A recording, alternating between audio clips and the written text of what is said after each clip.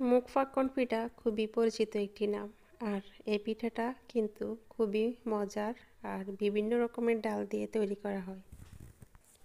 আমি আজকে মুগ ডাল কিংবা মসুর ডাল দিয়ে তৈরি করব না, আমি আজকে আলু এবং বুটের ডাল দিয়ে তৈরি করব। আসসালামু আলাইকুম, আমি গ্রামের রান্নাঘর থেকে আপনাদের সাথে আজকে শেয়ার করছি পাক্কন পিঠার একটি রেসিপি। আশা করছি ভালো লাগবে। এখানে আমি 250 গ্রাম ডাল আর দুটো বড় সাইজের আলু ধুয়ে পরিষ্কার করে নিয়েছি। সামান্য লবণ এবং হলুদ দিয়ে পরিমাণ মতো পানি দিয়ে আমি সিদ্ধ করে নিব।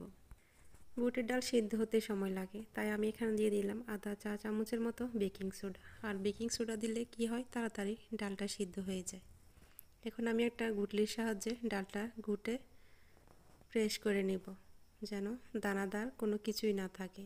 এই পর্যায়ে আমি দিয়ে দিলাম চালের গুঁড়ি। আপনারা এখানে ময়দার গুঁড়িটাও ব্যবহার করতে পারেন। আটা করা আমার প্রায় শেষ। এখন আমি তৈরি করে নিব শিরা। আর এখানে আমার মিঠা এবং চিনি দিয়ে আমি শিরা তৈরি করে নিব।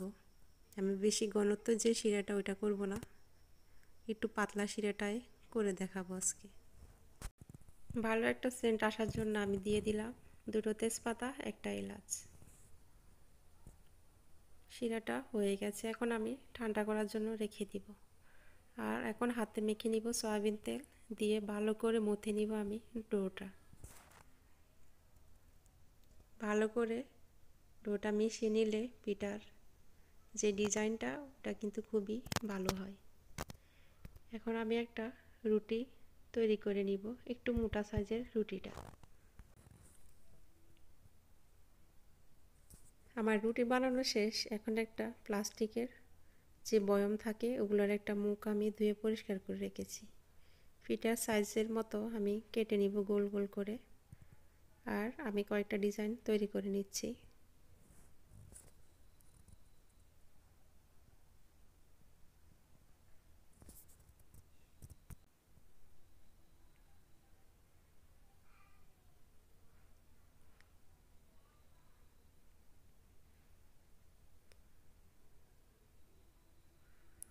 বড় সই কিংবা আলপিন দিয়ে আপনারা এই পিঠার নকশাটা করতে পারেন। আমি একটা পেন দিয়ে পিঠাগুলো তৈরি করে নিচ্ছি। আরও কয়েকটা ডিজাইন করে দেখাচ্ছি।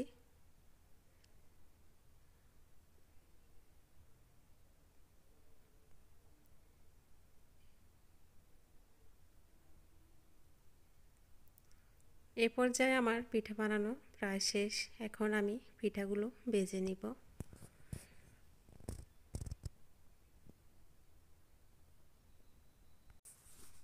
আমি আগ থেকে তেল গরম করে রেখেছি। এই পিঠাগুলো আমি তেলে দিয়ে দিব।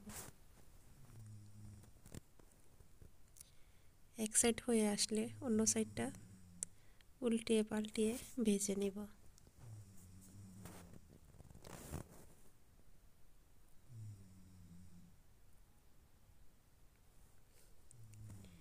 পিঠাটা ভাজা হয়ে গেছে। এখন তেল থেকে আমি তুলে নিয়ে যে শিরাটা করে রেখেছি শিরায় ভিজিয়ে দিব।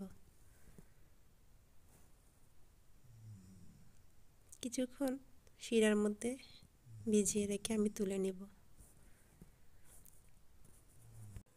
কিছু পিঠা আমার রয়ে গেছে, এগুলো আমি এখন ভেজে নিব।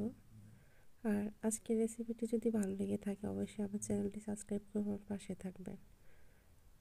আজকের মতো বিদায় নিচ্ছি। আল্লাহ হাফেজ। সবাই ভালো থাকবেন।